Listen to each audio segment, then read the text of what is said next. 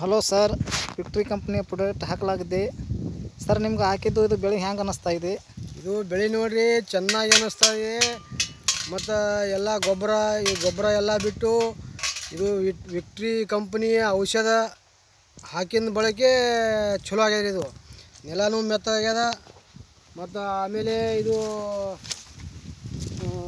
ಬೆಳೆನೂ ಬೇರೆ ಆಗ್ಯದ ರೀ. ಬೆಳೆ ಉತ್ತಮ ಬೆಳೆ ಕಾಣ್ತಾ ಇದೆ. ವಿಕ್ಟ್ರಿ ಕಂಪ್ನಿ ನಂಬರ್ 1 ರೀ. ಭಾಳ ಚೆನ್ನಾಗಿದೆ ಬೆಳೆ. Thank you sir, thank you. ಇದು ಬೆಳೆ ಚೆನ್ನಾಗಿ ಬಂದಿದೆ. ಚೆನ್ನಾಗಿದೆ ಸರ್. ನಾವು ರಗಡೆ ಮಾಡಿ ಗೊಬ್ಬರ ಹಾಕಿವಿ, ಹಿಂಗೆ ಬಂದಿಲ್ಲ.